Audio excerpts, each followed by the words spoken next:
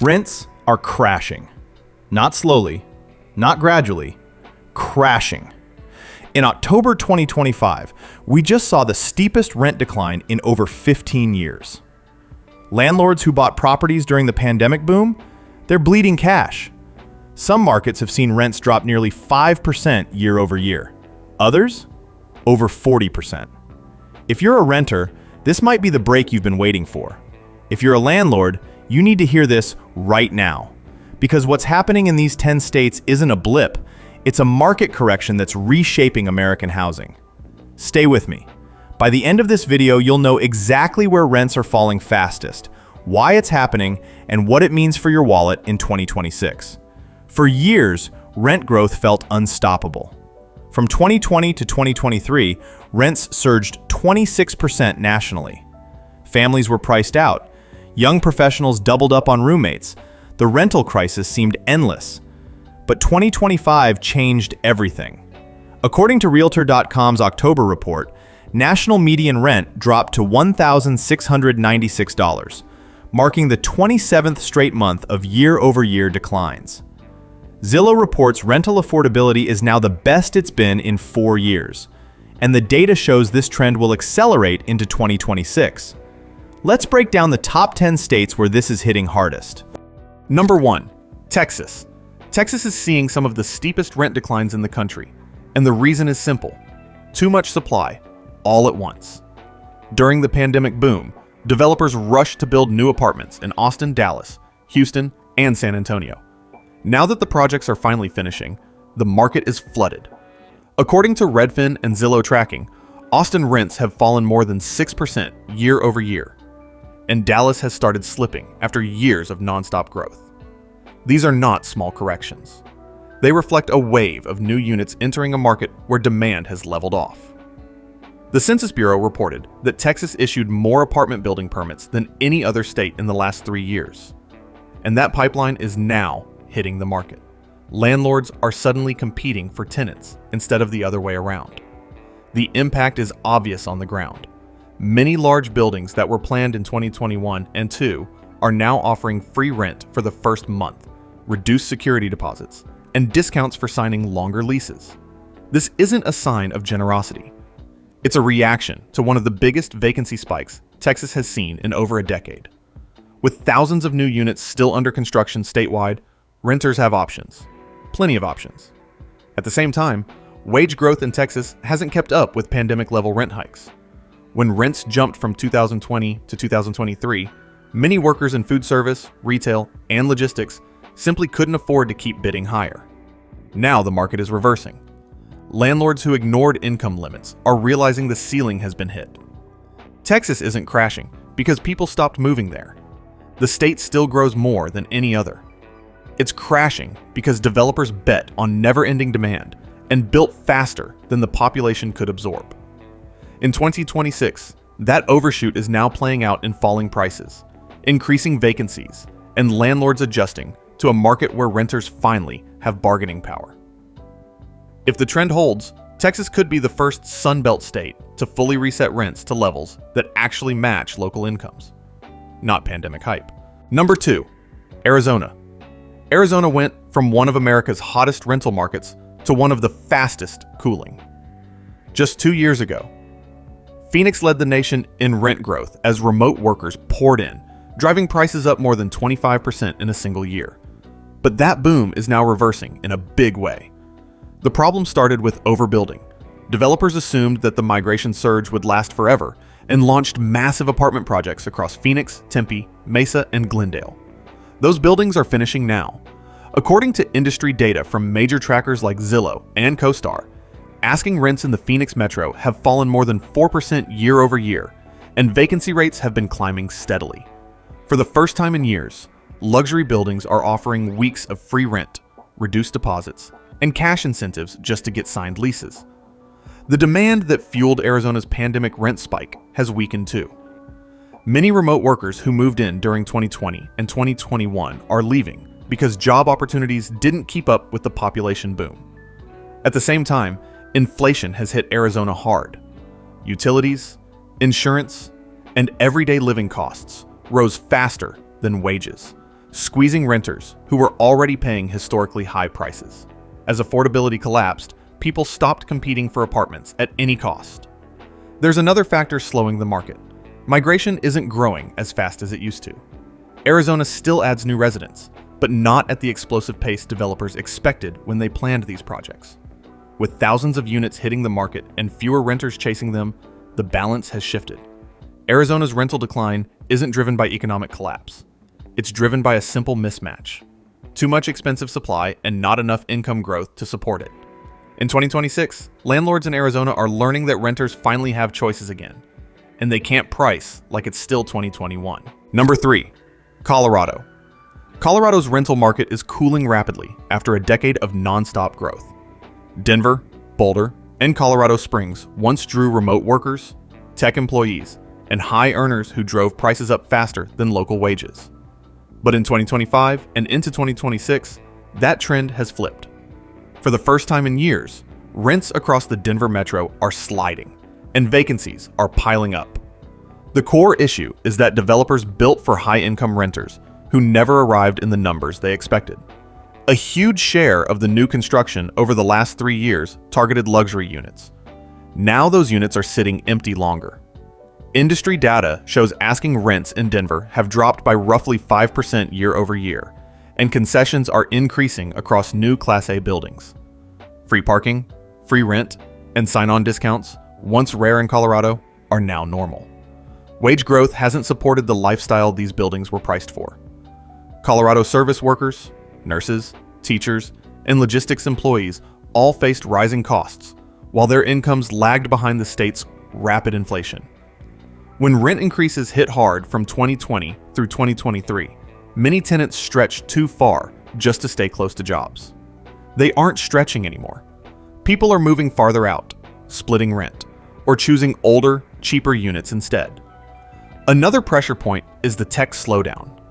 Colorado recruited tech companies aggressively, and the state did get growth, but layoffs in the industry hit hiring momentum. With fewer high-paying jobs entering the market, the demand developers counted on failed to materialize. The state didn't lose population, but it lost bidding power. Colorado isn't collapsing, it's correcting. When supply is designed for incomes that never came, pricing has to fall. In 2026, landlords are learning that the market finally belongs to renters again, and the days of automatic yearly rent hikes in Denver are coming to an end. Number 4, Nevada. Nevada's rental slowdown is one of the most dramatic because it's tied directly to the state's biggest vulnerability: income instability. Las Vegas and Reno rely heavily on tourism, hospitality, and entertainment jobs, industries where hours fluctuate and wage growth doesn't keep up with rising living costs. When rents soared during the pandemic migration surge, many households simply couldn't sustain them. Now the market is correcting. Rents in Las Vegas began falling as new construction hit the market at the same time local incomes stalled. Developers built aggressively between 2021 and 2024 after a flood of out-of-state residents moved in, many from California. But a large share of those new units target higher-end renters who no longer see Nevada as a bargain. With borrowing costs high and inflation eating into discretionary spending, migration has slowed. Meanwhile, thousands of new apartments are being delivered in 2025 and 26. Vacancies are rising, and landlords are responding the only way they can: price cuts and concessions. Free months of rent, waived fees, and move-in bonuses are increasingly common, especially around Southwest Las Vegas and in newer suburban buildings near Henderson. The demand for luxury units isn't strong enough, and everyday workers, the backbone of Nevada's economy, can't afford premium rents at all. Another factor dragging down rent growth is job volatility. In hospitality and gaming, slow seasons lead to reduced hours and inconsistent paychecks. Tenants aren't willing to sign expensive leases when their income can drop without warning. They want flexibility, not long-term commitments at high prices. Nevada's rental market isn't failing because people stopped coming. It's failing because the people coming now are more price sensitive, and locals can't sustain the inflated prices developers built for. In 2026, the state's rental shift is a direct reminder that housing markets tied to unstable wages can't support runaway pricing for long. Rent is finally bending back toward what residents can actually afford. Number 5, Florida. Florida's rental market is cooling faster than many predicted, especially after leading the country in price hikes during the pandemic. Between 2020 and 2023, rents in Miami, Tampa, Orlando, and Jacksonville exploded as remote workers, retirees, and investors flooded in. That era is fading. In 2026, rent growth has reversed in multiple metros, with discounts spreading across newly completed buildings. The core problem is cost saturation. Florida became too expensive too quickly, and wages never caught up. The state's biggest industries, tourism, healthcare support, food service, logistics, and retail, simply can't sustain luxury-level prices. Even as new residents continue to arrive, many are discovering that Florida is no longer the bargain it was marketed to be. When Florida loses its affordability advantage, its growth engine sputters. Developers didn't anticipate that shift. Hoping to capitalize on the migration boom, they built high-end complexes across the state, especially in Miami-Dade and Central Florida. Those buildings are now entering a market where locals are maxed out and migration has slowed. Vacancy rates are increasing as tenants gravitate to older or suburban properties, and new buildings are being forced to offer incentives. Rent cuts of a few percentage points aren't the whole story. The hidden discounts are the free first month, free parking, waived fees, and move-in credits quietly spreading through leasing offices. Insurance costs are adding another layer of pressure. Property insurance premiums in Florida have climbed dramatically, driving up operating costs and pushing some landlords to offload properties. When owners must sell or avoid steep repair costs, they lower rents to keep units filled quickly. In coastal cities, that's becoming common. Florida isn't crashing due to lack of demand. People still want to live there. But in 2026, demand alone isn't strong enough to support prices that outpaced incomes for years. For the first time in a long time, renters in Florida have leverage, and developers are realizing that migration booms don't guarantee permanent high prices. In a state built on affordability, unsustainable rent growth always finds its limit. Number 6. Georgia. Georgia's rental market is cooling after years of explosive growth centered around Atlanta. For most of the last decade, the city attracted remote workers, corporate relocations, and film industry jobs that boosted demand and pushed rents higher. But by 2025 and into 2026, that growth collided with one key reality. Developers built more expensive units than the local workforce can afford. Atlanta's boom encouraged a wave of luxury-style apartment construction throughout Midtown, Buckhead, West Midtown, and rapidly expanding suburbs like Sandy Springs and Alpharetta. Many of these projects launched when rents were soaring and population growth looked unstoppable. Now, thousands of those units are hitting the market at the same time. Vacancies are increasing, and landlords are under pressure to fill empty buildings quickly. The affordability gap is the core issue. Georgia's most common jobs, in warehousing, logistics, customer service, film production support, and healthcare assistance, haven't kept up with housing costs. During the pandemic, rents rose far faster than wages, stretching tenants thin. In 2026, people are no longer willing to chase high-priced buildings. They're choosing older units, moving farther outside the city, or splitting rent with roommates. Demand for luxury apartments has fallen sharply, even though Georgia's population is still growing. A slowdown in corporate relocations is amplifying the problem. Atlanta once drew major companies with cheap office space and a lower cost of living. But now that the city is more expensive and office demand is weaker across the country, fewer high-paying jobs are moving in. Developers built for workers who never arrived in large enough numbers. Georgia's rental market isn't crashing because the state is losing appeal. It's crashing for investors and landlords who assumed Georgia would stay cheap forever. When a state's brand is affordability, pricing above local incomes always has a breaking point. In 2026, that point has arrived, and rents are finally bending toward what Georgia residents can actually pay. Number 7. North Carolina. North Carolina's rental market is cooling after becoming one of the most sought-after relocation destinations of the last decade. Cities like Charlotte, Raleigh, and Durham absorbed massive population growth during the remote work boom, which sent rents soaring. But by 2025 and into 2026, the market has shifted. Developers built aggressively for high-earning newcomers, and now those units are entering a market that's no longer growing as fast. The construction surge hit the Triangle and Charlotte simultaneously. Thousands of new apartments, especially high amenity, high rent units, are being completed at once. Many of them were planned when everyone believed migration would keep accelerating forever. But population growth has slowed to a more normal pace, and it's exposing a mismatch. There are plenty of luxury units, and not enough renters who can afford them. This isn't because North Carolina stopped attracting people. It's because the people moving in today are more cost conscious. Remote workers aren't bidding high just to get in, and many employers now require hybrid schedules, reducing the flood of fully remote renters who once paid premium prices. Meanwhile, local residents working in education, healthcare support, manufacturing, retail, and logistics never caught up to pandemic-era rent spikes. Those groups make up a huge share of the state's workforce, and they're avoiding expensive units altogether. Vacancies are rising in new buildings across Charlotte's South End and Raleigh's growth corridors. Landlords are quietly offering incentives, discounted rent for signing longer leases, reduced deposits, and free weeks to compete for tenants. It's not because demand has disappeared, it's because prices exceeded what most renters can reasonably pay. North Carolina is still attracting new residents. The difference in 2026 is that renters now have choices, and landlords must adjust to a market where the migration boom no longer guarantees automatic rent hikes. The state built like the gold rush would last forever, and now rent is being forced back toward economic reality. Number 8, Tennessee. Tennessee's rental market surged during the pandemic as people from higher-cost states poured into Nashville, Knoxville, and Chattanooga. Rents climbed so quickly that even longtime residents were priced out of neighborhoods they had lived in for decades. But by 2026, the dynamic has shifted.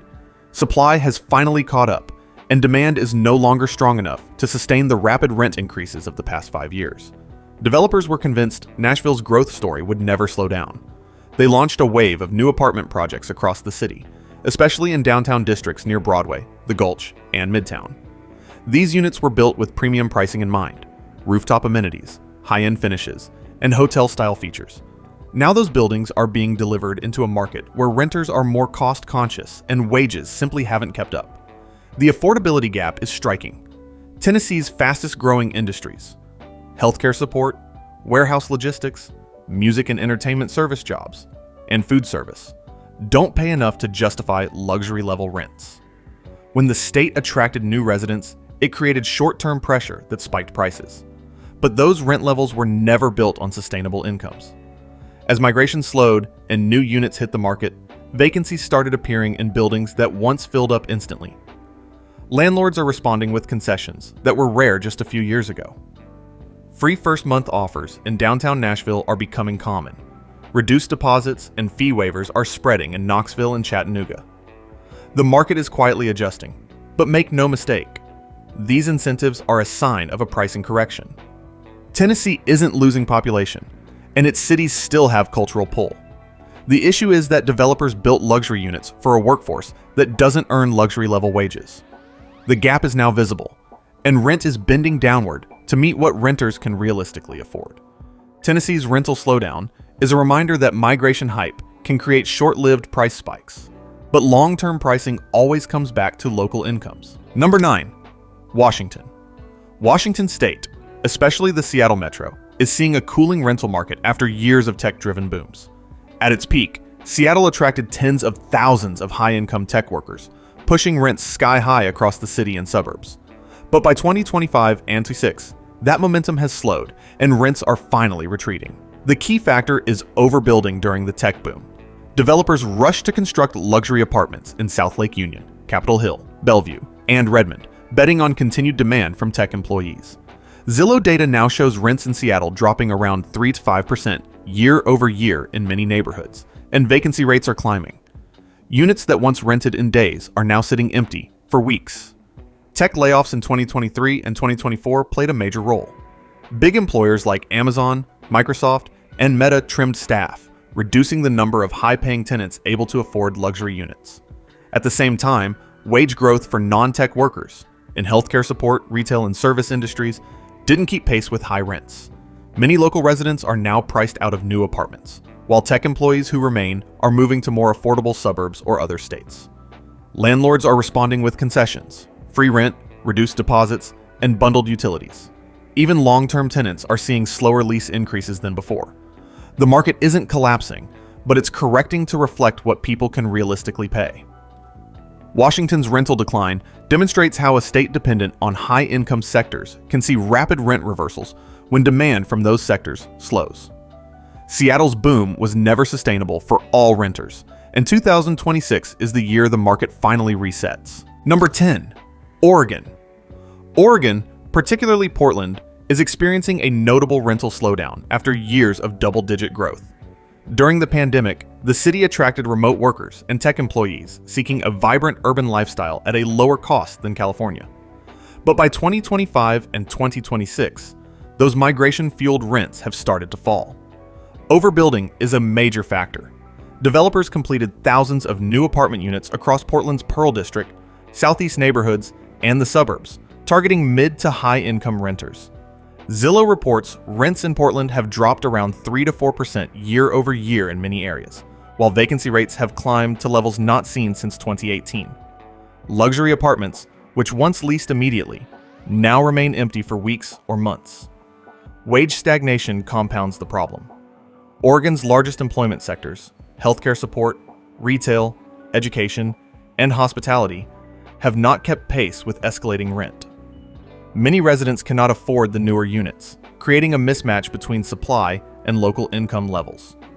Migration, while positive, has slowed compared to the peak pandemic years, meaning fewer high-paying tenants are entering the market to absorb new units.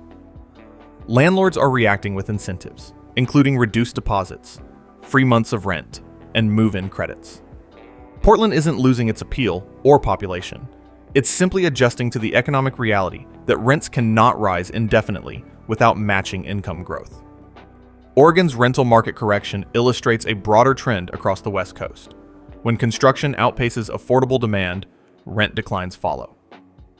2026 is the year the market begins to rebalance, putting power back in the hands of renters. Across the United States, 2026 is shaping up as a year of rental corrections. From Texas to Oregon, the same pattern repeats.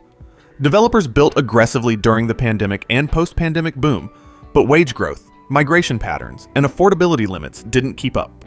Excess supply, rising vacancies, and slower than expected demand are forcing landlords to reduce rents and offer concessions. This isn't a housing collapse. It's a market recalibration, a moment where the rental market is finally aligning with what people can actually afford. Renters, for the first time in years, have real leverage. They can negotiate longer leases, receive incentives like free months of rent, reduced deposits, and other perks that were unheard of in the peak boom years. Landlords are learning a hard lesson. Overestimating demand and building without regard for local incomes has tangible consequences. For cities like Austin, Phoenix, Denver, and Seattle, this reset is particularly pronounced. They experienced explosive rent growth for nearly a decade, fueled by migration and high-income jobs. But the lesson is clear. If incomes don't rise to match high rents, demand eventually slows. Markets adjust.